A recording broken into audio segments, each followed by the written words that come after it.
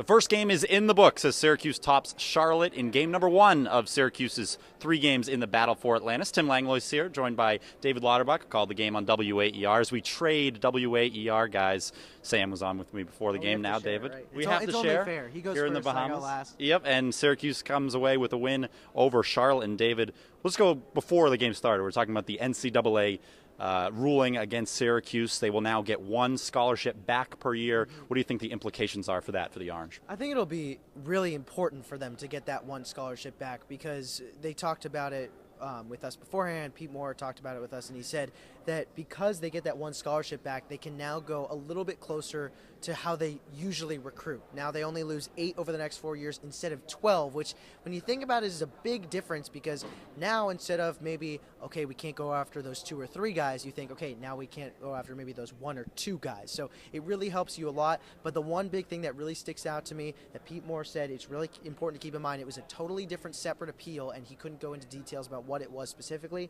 Coach Boeheim's appeal as to how many games he's suspended for, right now it's 9, the first 9 games of ACC play, that has still not been ruled on. And Syracuse will still have to vacate those wins as well to go along with the wins sanctions. are gone no matter what. They can't reappeal those. They can't reappeal the scholarships. They also got a nice little $1.23 million check for their 2013 tournament run back today. So that with the $2 million they earn in Atlantis, they're $3.23 million richer this week. Some nice cash on hand. And going back to this game, though, for Syracuse over Charlotte, 14 threes made by Syracuse, 1 shy of a team school record for the most in 1 game. They were all dropping here. Small gym, don't know really what to make of that. Yeah, it was actually against East Tennessee State in 2007. Syracuse scored 125 points in that game. But in this game, what really stuck out to me was Mike Benajay was 6 for 8 from downtown. He hit all 4 of his first 3-point attempts.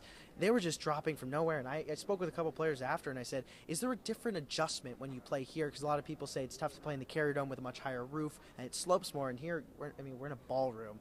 But they said they didn't know what it was. They were just playing like a team, and the threes were going in. They actually shot better from a 3 than they did from the field at the end of the night. They shot 50% from 3, 48% from the field, which also encompasses 3-pointers. So they actually shot better from beyond the arc than inside the arc is the main point there. Usually doesn't happen, but one guy who also made some threes was Tyler Lydon, who normally we don't see a lot from downtown. Also had quite a few blocks in this game. Coming out party for Lydon, you think? So he had 6 today. He had 4 against Elon. I think this was the coming out party because it was on ESPN2, not ESPN3. Right. So people are like, oh, whoa, now you have to watch for Tyler Lydon. No, he had double-digit points in each of the last 2 games, and he had 4 blocks against Elon. So I really think his coming out party was against Elon. This was his national coming out party, not Central New York coming out party. But I like Tyler Lydon a lot, especially because they're still working Dajuan Coleman back in. And if you think about it, it's really just Coleman, Roberson, and Lydon, because Oboko's not going to play too much, and Akintobe Adeyeye is just a walk-on. So to have Lydon be that big and important and have that many blocks and that many boards and that many points and be able to hit threes, he's a special player. We'll see if Syracuse can rack up those 3-point numbers again when they play tomorrow on Thanksgiving Day. As you're cooking the turkey, tune in for some Syracuse basketball. It's a 3:30 start against either Michigan or UConn, so it should be a fun one. Yeah, that would be a good game. Either 2013 Final Four and last year's Big Ten ACC Challenge rematch, or the Huskies. A lot of storylines here from Paradise Island. Keep it locked to youtube.com/CitrusTV and Citrus TV Sports on Facebook and Twitter. For David, I'm Tim. Thanks for watching.